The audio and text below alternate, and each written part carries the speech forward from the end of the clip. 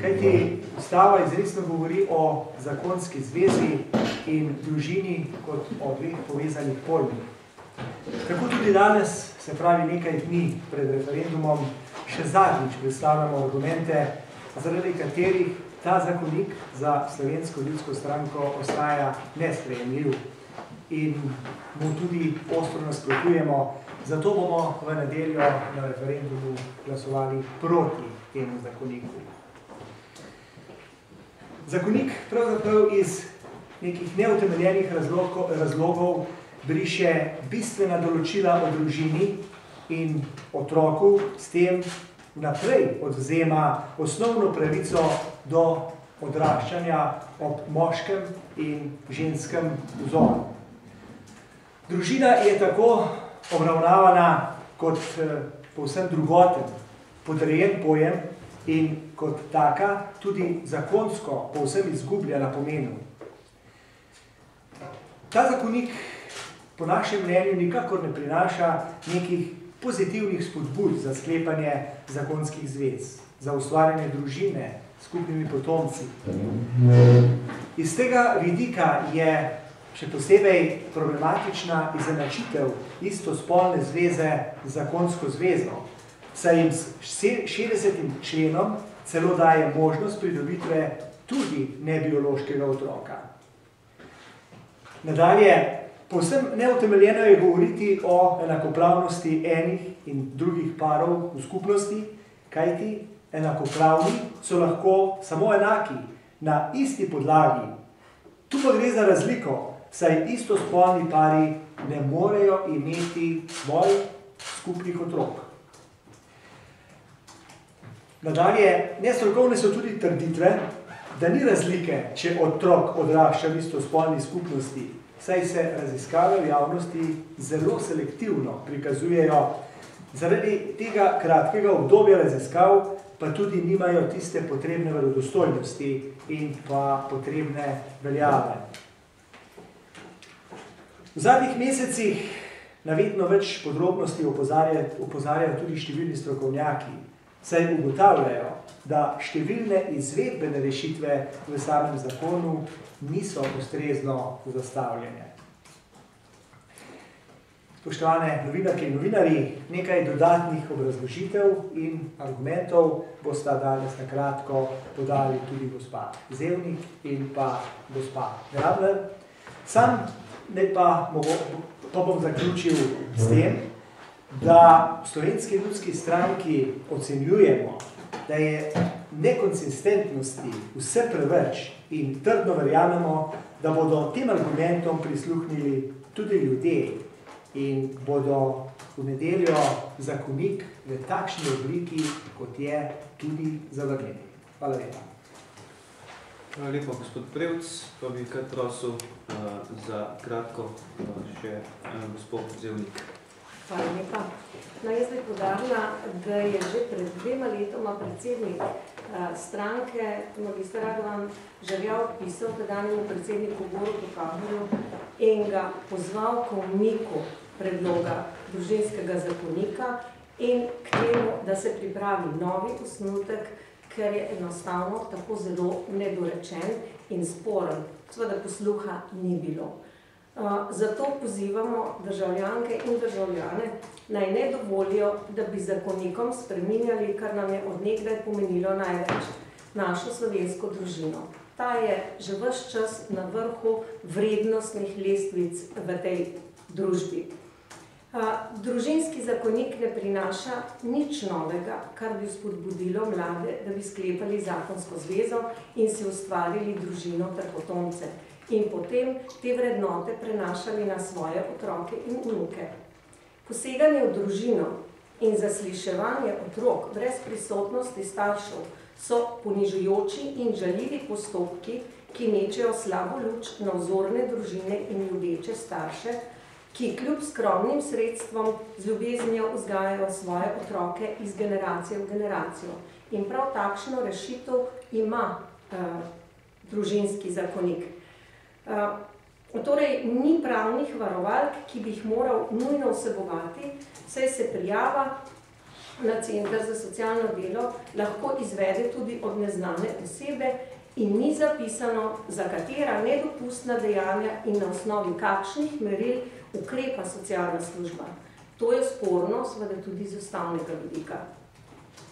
V Slovenski ljudski stranki se zavzemamo za medgeneracijsko solidarnost, ki je najbolj naravno izkusijo tako mladi kot stari v krogu večgeneracijske družine.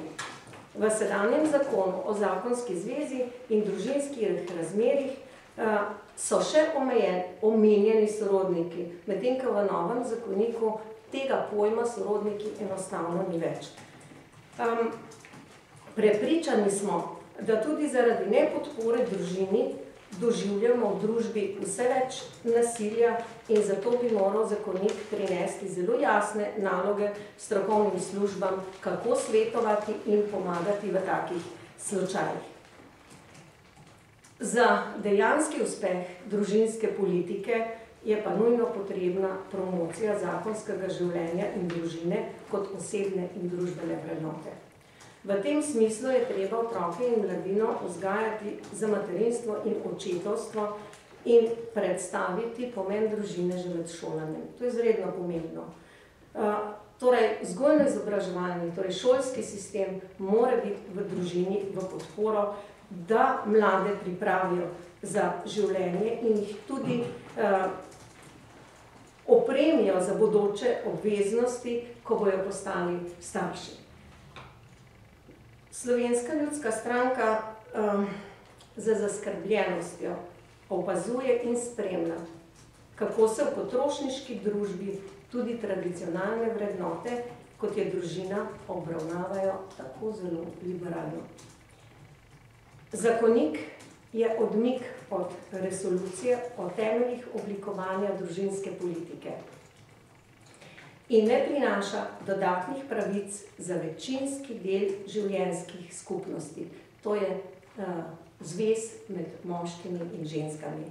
Zato pojdimo na referendum, zavrnimo zakonik, ki prinaša zaradi svoje nedorečenosti nepredvidene, zelo katastrofalne posledice in obkrožimo proti. Hvala lepa, gospod Zevnik. Še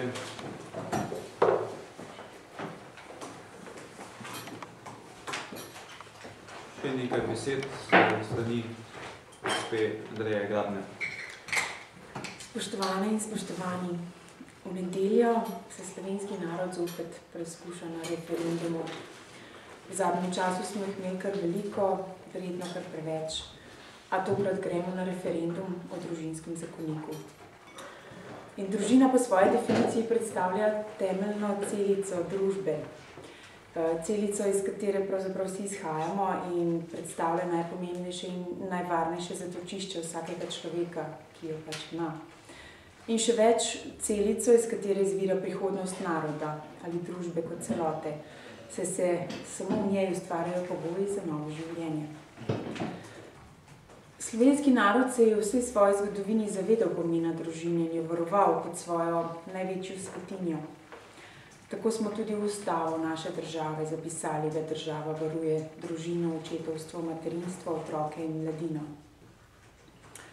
Ker smo skozi dolgoletno zgodovino ugotovili, da najvarnejše in najbolj trdno okolje za osnovanje družine predstavlja zakonska zveza, ki je ravno zaradi svoje naravne možnosti porajanja otrok kot takšna zapisana tudi v našo ustavo.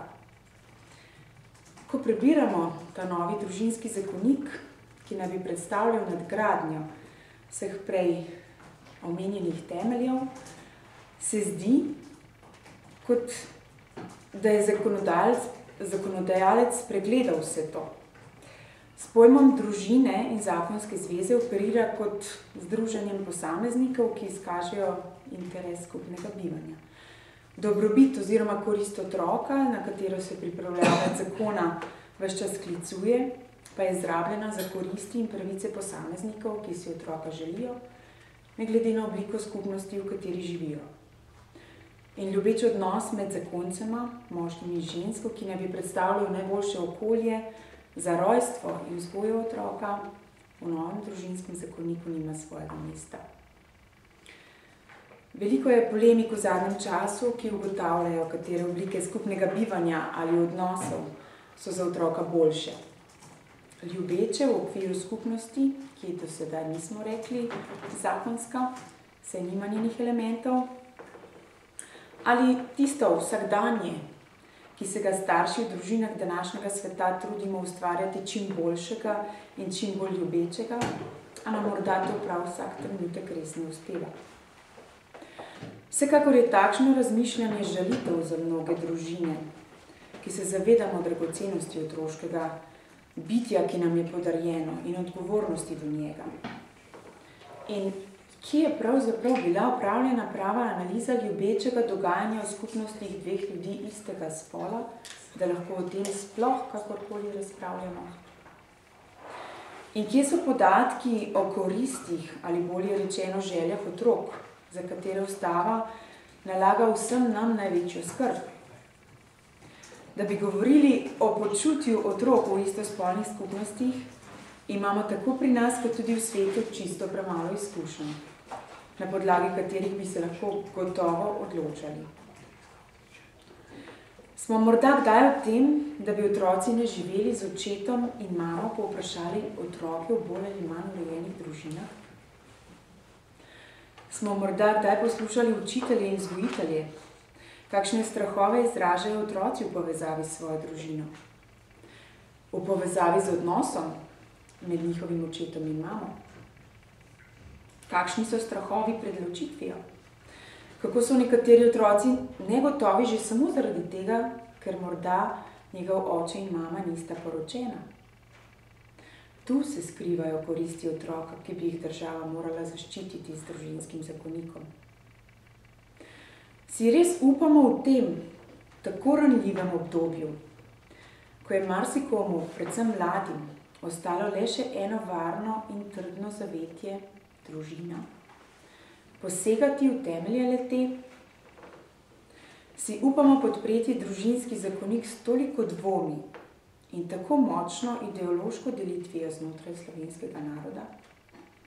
V Slovenski ljudski stranki smo prepričani, da tega ne smemo. Hvala. Hvala lepa, gospod Ravnar. Gospa Zevnik bi samo še 2 do 3 stavke dodala, potem pa bomo dali, bodo govorci na voljo za vprašanje. Torej, v zadnjem času zelo veliko slišimo, kako družinski zakonik prinaša koristi prav vsem družinam. Nikomur nič ne jemlje, ampak mnogim daje. Mi ugotavljamo, da to sploh ni res. In sicer imamo člen v zakoniku, ki se spremembo definicije družine po družinskem zakoniku torej ostaja ne družina, izgubi status družine skoraj 209.000 članov družin, in sicer tistih, ki bojo imeli otroke starejše od 18 let. In tukaj se preneha ustavno varstvo te družine. Danes tako ni. Nas zelo skrbi, kaj bo zlasti z družinami, ki imajo otroke s posebnimi potrebami.